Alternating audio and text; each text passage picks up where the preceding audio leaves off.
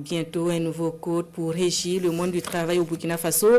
Le projet de loi modificatif a été examiné et adopté au Conseil des ministres de ce jeudi. Plusieurs innovations ont été introduites, dont celle relative au renouvellement du contrat de travail à durée déterminée et le calcul des dommages et intérêts au cas de licenciement. Les grandes décisions du jour avec Tanga Kafando. Le contrat à durée déterminée ne pourra plus être renouvelé plus de 2 fois au Burkina Faso.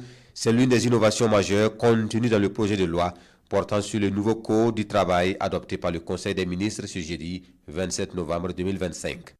Désormais, le contrat à durée déterminée ne peut être renouvelé plus de 2 fois. Une entreprise ne peut conclure un contrat de travail à durée déterminée plus de 2 fois avec le même employé. Le texte encadre également l'embauche des travailleurs non nationaux non résidents. Désormais, l'employeur des travailleurs non nationaux non résidents doit disposer d'une autorisation préalable d'un service public d'emploi. Dans le cas d'espèce, il s'agit de l'ANPE. Le travailleur non national non résident doit disposer d'un permis de travail. Et il sera fait également obligation de viser le contrat de travail du non national non résident avant de débuter l'exécution du contrat. En plus de cette innovation, plusieurs autres innovations sont contenues dans le texte. Il s'agit du calcul des dommages et intérêts en cas de licenciement qui passe de 18 à 24 mois pour l'ensemble des travailleurs et l'encadrement de l'exercice des activités de placement et du travail temporaire.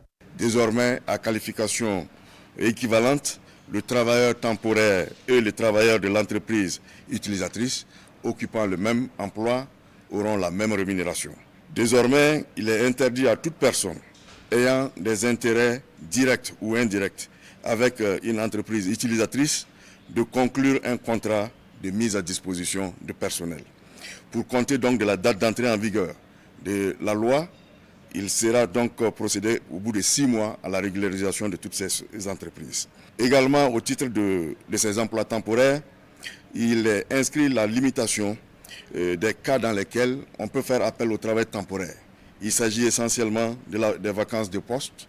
Il s'agit également des besoins occasionnels ou saisonniers. La fixation également des cas dans lesquels il est interdit de faire recours au travail temporaire. Il s'agit particulièrement des travaux dangereux et également du travail pour lesquels les travailleurs ont été licenciés pour motifs économiques avant 2 ans. On note également comme innovation dans le projet du Code du travail le relèvement du seuil pour faire appel après un jugement de 200 000 francs CFA à 1 million de francs CFA. Et désormais, le conseil arbitral dispose d'un délai de 3 mois pour rendre sa décision et la sentence arbitrale entre en vigueur si elle n'a pas fait l'objet de pourvoi en cassation.